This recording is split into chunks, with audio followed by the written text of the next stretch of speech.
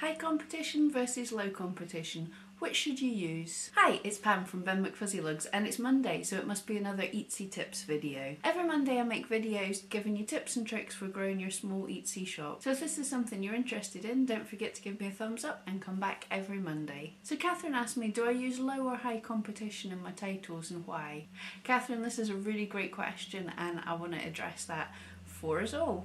So first of all, what is high or low competition tags and titles? And that is simply just a phrase that has a lot of other people who also have items with those same keywords in them. So a high competition keyword obviously has a high number of people ranking for the same tag. So that could be something like, if you think of a term like the word ring, that'll have a lot of results. When you search for it, there'll be a whole lot of results on that search. It's also not very specific, so if you think of something like the word hat, which also could be a high competition term, when you use the word hat, everybody will imagine a different type of hat in their mind. It will mean a different thing to them. It's likely to have a lot of people searching for it, so it'll have a lot of eyeballs on it, but it's likely to be really difficult to get your item ranking for that, so it'll be hard to get your item onto the front page for that specific search term. And a low ranking tag is the opposite of that. There's not a whole lot of competition for it and there's likely to be less people searching for that exact term. It's likely to be much more specific. So in the hat example, if the keyword you were thinking of there was blue baby cotton bonnet, then that is far more specific, so most people will have a similar idea in mind when they're searching for it. And because of that, it's likely to be much easier to get your item to rank for. So what I would say, if you're just starting out and you've got a brand new shop or you're just beginning to look at SEO, I would aim first of all for ranking for a really low competition, very specific search term. So what you want to do is optimize your tags and your titles and your description for that low key term, that low competition term, and then check and see if you're ranking. There's tools like Etsy Rank that you can put in your shop name and put in the tag that you're searching for, and it will tell you what page you're on. Or if it's a really specific term and you're likely to hit the first page straight away, then you can just search for it yourself and see your item there on the front page. And if you've got to the front page, then what you're looking to do is compare yourself to the competition that's on there. Look honestly and see, how do my photographs compare to what's up there? How's the price? How's the quality? And then just leave that, keep an eye on it to make sure it's still on page one, but leave it for about a month or so and then come back and analyse how it's done. So what you want to do is come back and have a look and see, you can dig through your stats and look at how many times that term was searched for. You can see if you've got a ratio of views to sales or anything going on that item for that specific term that you were looking at. And if it's working, leave it, don't touch it. It's cool, you've got something that's doing good. And then you can move on to other items and maybe work on trying to find higher competition tags that you can rank for. But ranking for a high competition thing is not necessarily the most important thing. It's not necessarily going to be amazing for you.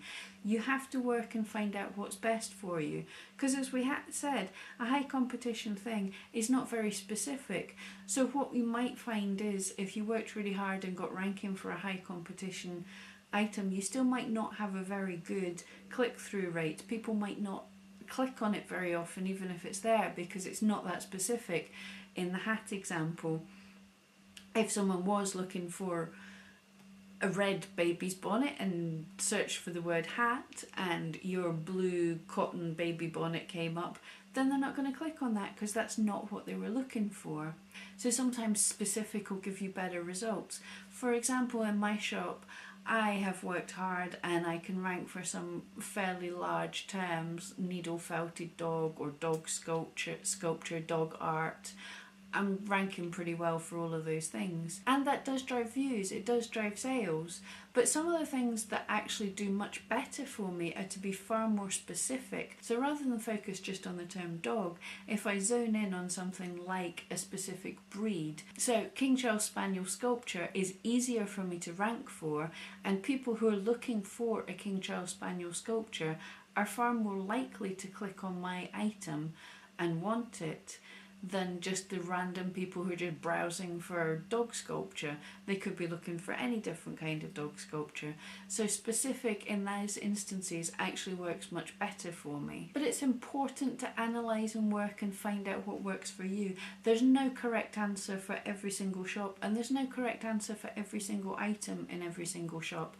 If you have a fantastic picture that everyone's loving on, if you've got a picture that people are sharing on Pinterest and all over the place, it's kind of going a bit viral by itself.